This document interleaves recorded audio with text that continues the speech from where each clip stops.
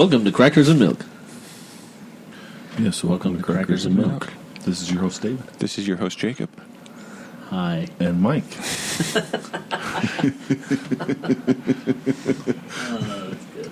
Welcome, and thank you for joining us for our latest episode. And this episode, we are actually going to be talking about My Big Fat Greek Wedding. Jake will give us our synopsis, and Mike will give us his paragraph of why he chose this movie. Everyone in the Portocalis family worries about Tula, played by Nia Vandolos or something. Good. Me too. Still unmarried at 30 years old, she works at Dancing Zorba's, the Greek restaurant owned by her parents, Gus and Maria. After taking a job at her aunt's travel agency, she falls in love with Ian Miller, Ian. a teacher who is tall, handsome, and definitely not Greek. Tula isn't sure which will be more upsetting to her father, that Ian is a foreigner or that he's a vegetarian.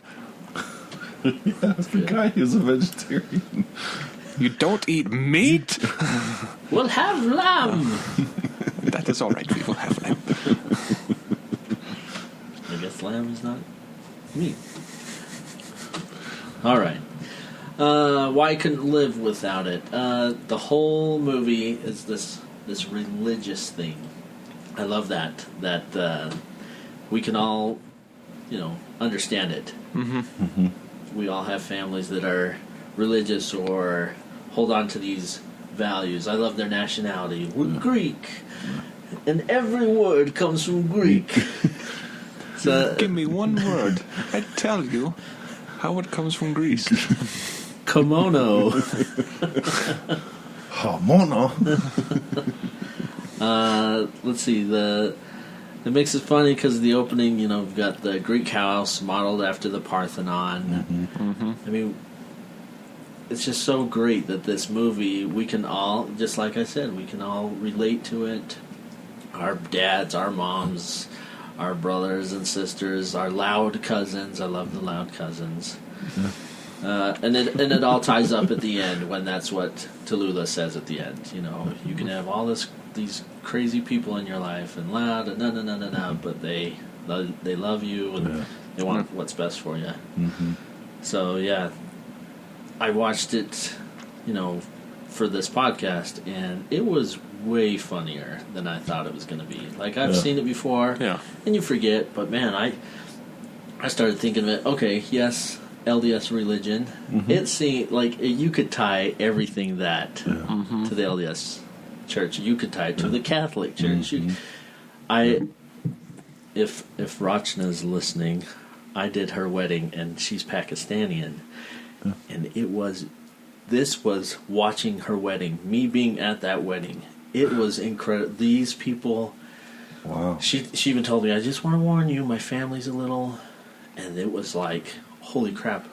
I was at my big fat Greek wedding with her. Them just getting dressed. They were all together, and they're putting on makeup, and they're screaming and yelling, and I'm like, holy cow, where am I? Yeah. So I think they nailed this show pretty well Mm-hmm. of representing what a wedding is and the importance, and taking Ian on, even though he's not Greek, and. Gets baptized in their church. Did you notice what he gets baptized in? Like a kiddie pool. Nikki will be your godmother.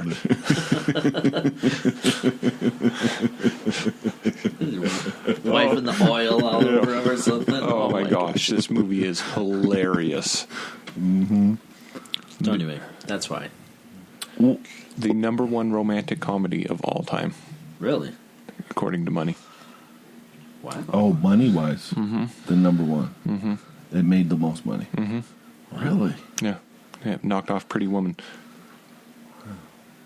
Huh. I think what Mike has talked about or alluded to too, or really talked about, is that we can all relate to it. Yeah. Like crazy cousins. Like you really don't have to be religious, but like you have crazy cousins, loud cousins. Like I'm like, wow, yeah, like I can see that where people are loud, crazy, and it's like, yeah, this is just I've got more cousins than she states that she has. Yeah. Just on one side of my family. Yeah. My wife has 9 cousins. Oh. Yeah. Yeah. So Only- she's like Ian She's Ian. Miller's Yeah. family, yeah. Yeah. But, yeah. Well, I love how they, with Aunt, what is her name? Aunt Vula. Oh, she's Aunt hilarious. Vula, she's great. Like, leaving the in-laws with her alone. You all have somebody like that who's like, oh, crap. I discovered a bump at the back of my neck. I found teeth, and I can't remember what A else. skeleton. Did you? I ate my twin in the womb. And it's great because, Because you're family now. yes, because you're family now. I can tell you these things. But don't tell me these things. Yeah, exactly. Oh, when they're trying to manipulate Gus into letting Tula work at the travel agency. And he comes up with a solution, and she's like, oh, yeah, that would work. And the mom is like, No. Oh, that won't work. work. Oh, that won't work. We need a... One of my favorite lines is the mom when Tula goes ask the dad, like, hey, can I go do these classes to update our system? And he's like, no. And she's all depressed, and she's like, man, Mom, but he's the head of the house and all that stuff. And she's like, yes, he's the head, but the woman is the neck. And you're like, uh-huh. And when the neck turns, the head turns. Yeah. And then they go in, they have the conversation, and like he just starts saying stuff, and he's gonna be in trouble. Yeah. Because he's gonna say something like how the man is a little superior, and then she's like, what? And you're like, oh my goodness. And then I love her strut when she walks out. She closes the door, she walks out, she's like, oh yeah. We got him. Yeah. We got him. Yeah. Yeah, I had the favorite part. I think the whole movie is the dinner scene where the Millers go and meet the family, and they bring the bundt cake. They're just looking at it. What is it? Oh, it's a bundt cake. What? Does she know this cake has a hole in it? Right. She brings it out later with the plant and the flower. Right. I fixed the bunt. Oh, yeah. I mean, early in the movie, Ian asks, he says, how do you say thank you in Greek? Oh. And Nick's like, oh, you say Orea Vicia. And he said, oh, okay. Orea Vicia. And its translation, nice boobs. And so at the dinner party, he asks Nick, or Nick says, oh, you need to say, what does he say? You need to say, oh gosh, where is it? Well, he asks him, you need to say something. Yeah. Oh, everybody go inside or whatever. Yeah. Welcome in. Yeah. Everybody go inside for the meal. Yeah, and he's like, I don't believe you. I'm not falling for that I'm again. not falling for that. And then he, Joey Fatone comes Joey in. He's like, Fatone. oh, this is what it means. The cousin. oh yeah, this is what it is. And he's like, oh okay, and he says, I have 3 testicles. I love even just those two guys, Yeah. brother and cousin, Yeah. hilarious. And we all have a brother and cousin who are gonna screw around with the new guy. Yeah. Mm-hmm. Just Exactly. Oh, yeah. I love yeah. It was weird. Sometimes we're that brother. Yeah. Yeah. Sometimes we're that cousin. Sometimes that's right. So true. I think my best line, one of the best lines is, I love once again, the brother, Nick. Yeah. I love Nick. I've never seen my sister this happy, Ian. If you hurt her, I'll kill you and make it look like an accident. Then he goes on taunting him, right? He's like, no, I'm just joking and joking. And then they look over, hey, Angelo, which is Joey, right? Hey, Angelo. Hey, Ian, we're going to kill you. Yes. So perfect. When the invitations. Girls, I got the invitations 2 weeks ago. That's right. My parents' name are Rodney and Harriet. Yeah. Rodney and Harry. And everybody calls her Harry from that point forward. Oh, really? Yeah. Oh, that's awesome. All of her family. And then at the wedding, the dad calls her, come on, Harry. Even at the wedding, I love it when everybody's spitting on her and they're both looking at each other. Holy crap! What is? Some of mine is when they're getting ready, and Nick, the brother, comes up and like she has like whatever's there. It's She's bleach. like, yeah. Like, oh, your mustache. They just go after her. It's so funny. Yeah. And then her brother-in-law says something. They're at the restaurant because that's when Ian Miller meets the family, and he says something, and she's like, "Oh, I'm going to tell my sister." Right. He's like, The Portocalis women love to nag. Yep. "Oh, you're in trouble." I'm going to tell Athena, and Athena pops out the window. Tell me what? Tell me what? Yep. And then my other one is the Windex thing, the whole joke throughout the whole thing. Yeah. And then at the wedding, she has the zit, and he's like, "Oh yeah, I had a zit there too." And she's like, "Oh, what'd you do?" "I put Windex on it." And he just like gets out of the limo. It's like, yes, that's so funny. Yeah. And she's just like, "What?" Yeah. Just funny. I was laughing at this where tears were coming out of my eyes when I watched it most recently. Yeah. Oh my gosh, this movie is hilarious. Yeah. And me and Mike, I was talking to somebody about Ian Miller, and the person didn't like the actor, didn't think he was good looking. But I go, well, I get that. She's okay looking. She's cute. But it's like, it's believable.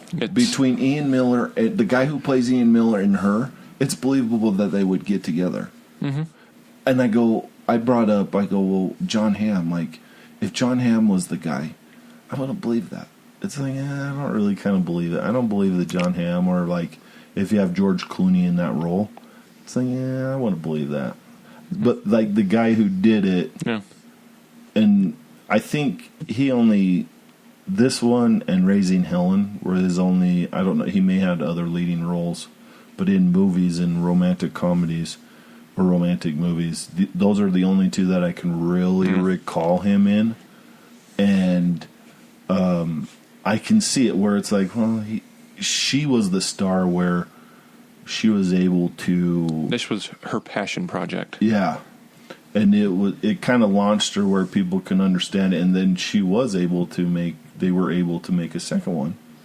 Because of years later. But they were able to make that second one. Because of the success. Yeah.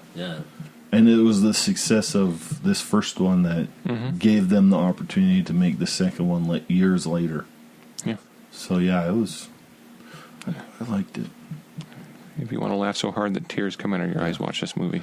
So this one really made more money than Pretty Woman. It unseated Pretty Woman. Huh. It's the #1 romantic comedy of all time. Money-wise. Do any of your parents out there embarrass you? Yes. Well, when they have been around. And I think that's why people can relate to it too, because parents are embarrassing at times, and you guys are going to be so. You're going to be so embarrassing to your kids too. So I think I want to use this on my kids, or have Sheena say this to our kids. Tula, on my wedding night, my mother said to me, Greek women maybe lambs in the kitchen, but we are tigers in the bedroom. And I love it. Ew, please let that be the end of your speech. It's so true. That's what's so great. Everybody in this movie has this perfect part of, oh my gosh, that is the person of my life. Yes, exactly. So funny. So now, how often would you say somebody should watch this? Every 3 years. Every 3 years? And I already told Dave, every 3 years. That's when I've watched it. I'll probably agree with you guys. Like, I think it keeps it fresher. Yeah. Because if you watched it all the time, the jokes wouldn't be as funny. Yeah. Unless if you're a person who finds it super funny, which I can understand people finding it super funny, but yeah, like I would be shocked if it wasn't like if you watched it more than every 3 years that you didn't like this movie that much. Yeah. You know, if we whatever. compare it to our last podcast with The Princess Bride, yeah, you watch that every year. Just it doesn't get old. Yeah. This would get I It don't would need get to a watch little old. this every year. Yeah. So And this one I could see, like, if you had the desire to watch it, you just watch it when you have the desire, and that's usually probably 3 years, because I know I had to watch it for this, but I don't remember the last time I watched it before. Same with me. yeah. It's like, I don't know. I know it's funny. I know the first time was funny. It's funny right from the beginning when she's standing there just staring at him Yeah. when he's in the restaurant. Yeah. She's got the coffee. and the friend says more coffee, and she pours it in his cup. And then walks away. And then hides behind the cash register as he's walking out when the friend walks up to pay. This is good. Yeah. And, like, the makeout scenes, like, those were funny because it's like, yeah, I get that. Like, I understand that. One of the best lines. You didn't come to me to ask if you could date my daughter. Sir, with all respect, she's 30. Right.